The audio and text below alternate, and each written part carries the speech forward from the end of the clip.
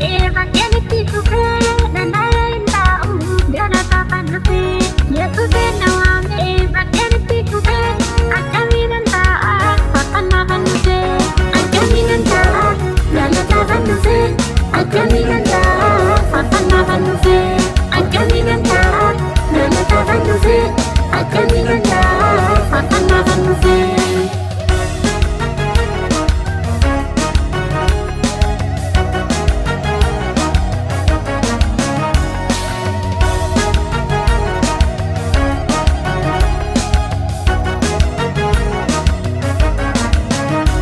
Ulfaatu gooftaako, ulfaatu Yesuuse, ulfaatu na fuute, hundee dinqisiise.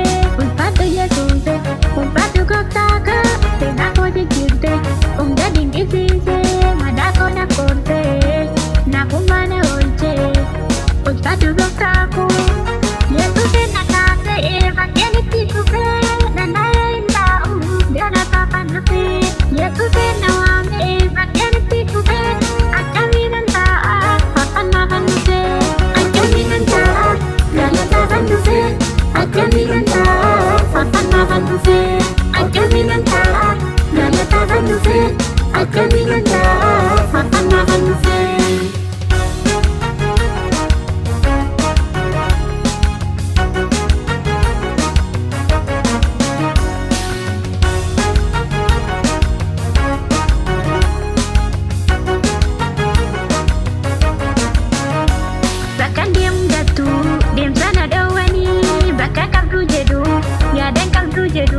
Gooftaan koo na argee seenaa koo jijjiire ana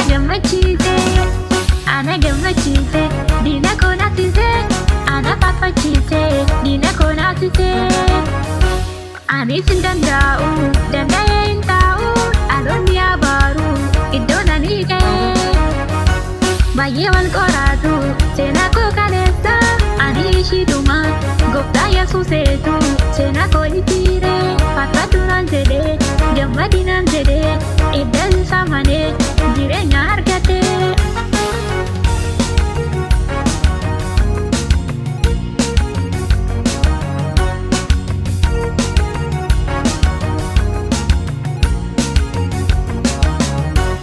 Ilaa saba koo hundumtuu dhaga'i deebi'ee hin dhufa gooftaa Yesuusini hundumtuu abaaru oolmaa isaa kana dhaloonni isaa faayyuu kan inni naffate sirriisan beeksisa oolmaa isaa kana addunyaa maraafu sirrii nageessisa innama namaadha abbaa fi haadharraa innama namaadha argituu ijaarraa hundarra kan caalu innama namaadha ji'arra kan caalu gooftaa Yesuusidha.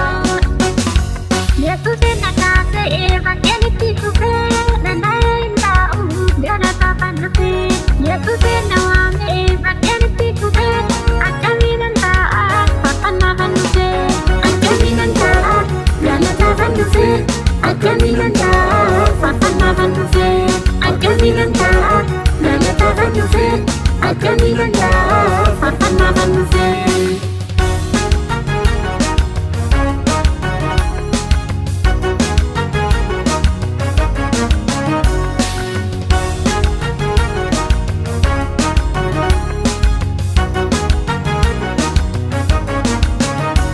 Waaqayyoon ni jaadha guddummaa isaa ilaale Waaqayyoon ni jaadha jabaa ta'uun baree Waaqayyoon ni jaadha jiraata hundaa jinni Waaqayyoon ni jaadha jibrita fakkaata baraan jiraa dundee gooftaa Yesuus kan koo maqaa fayyaa jaadha. Waaqayyoon ni jaadha guddummaa isaa ilaale Waaqayyoon ni jaadha jabaa ta'uun baree Waaqayyoon ni jaadha jiraata hundaa jinni Waaqayyoon ni jaadha jibrita fakkaata baraan jiraa dundee gooftaa Yesuus kan koo maqaa